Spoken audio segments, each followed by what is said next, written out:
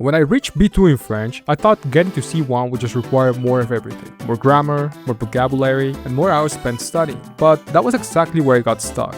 What finally helped me improve was building 4 small habits that made French part of things I was already doing every day. And the final habit was the most uncomfortable one, but probably the one that made the biggest difference. Now, these habits did not magically make me pass the DALF C1. I also had to prepare specifically for the exam, but they helped advanced French stop feeling like something I could only understand in a textbook.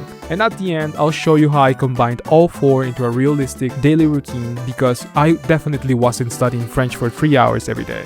The first habit was making at least one piece of my daily entertainment French. And I don't mean forcing myself to watch educational videos that I found boring. I mean content I would genuinely have watched anyway. YouTube videos, television, movies, or video games. At B2, you already understand quite a lot, but native content can still be exhausting because people speak quickly, use slang, and say things that never appeared in your course. So instead of waiting until I felt completely ready, I made that confusion part of the routine. Some days I watched an entire episode, other days it was one 10-minute YouTube video. The important rule was this: I had to choose something I would still enjoy if it were in English or Spanish. That made immersion feel less like extra homework and made it much easier to do again the next day. The second habit was collecting complete phrases instead of isolated vocabulary. Previously, I would find a new word, save the translation, and move on. The problem was that I could recognize thousands of French words, but I didn't always know how French speakers naturally put them together. So instead of only saving a word like enjeu, I would save something like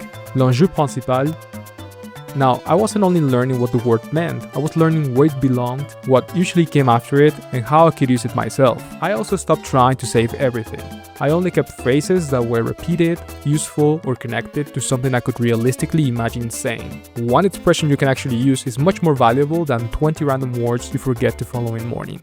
The third habit was doing something active with the content I consumed. After watching a video or hearing an interesting sentence, I would force myself to use some of it. Sometimes I repeated a sentence out loud, sometimes I summarized what I had watched in French, and sometimes I changed one sentence so that it became relevant to my own life. For example, if I heard "J'ai fini par comprendre," I could create 2 or 3 new sentences using finir par. This only took a few minutes, but it completely changed the way I consumed French. Instead of only asking, "Did I understand that?" I started asking, "Could I use that expression myself?" And at B2, the difference becomes extremely important because understanding advanced French and producing advanced French at the same time are very much 2 separate skills. The fourth habit was speaking before I felt prepared.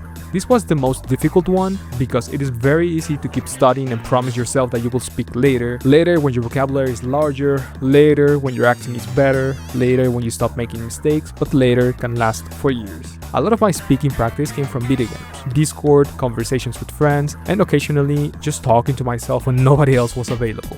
The goal wasn't to have a perfect 1-hour conversation every day. The habit was simply to make French leave my head. That could mean joining a voice chat, sending a voice message, or speaking for 2 minutes without writing down what I wanted to say first. Speaking exposed all the gaps that passive studying was hiding. I would realize that I completely understood an expression when someone else used it, but I couldn't retrieve it when I needed it. That discomfort was useful. It told me exactly what I needed to practice next. So what did all of this look like on a normal day?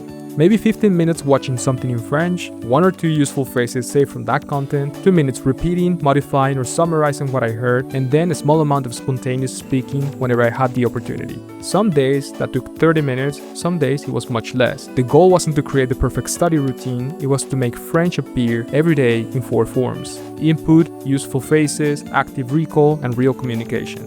That combination gradually made French feel less like a subject I was studying and more like a language I could actually live in. But the first habit becomes way easier when you can find French content that is both interesting and understandable.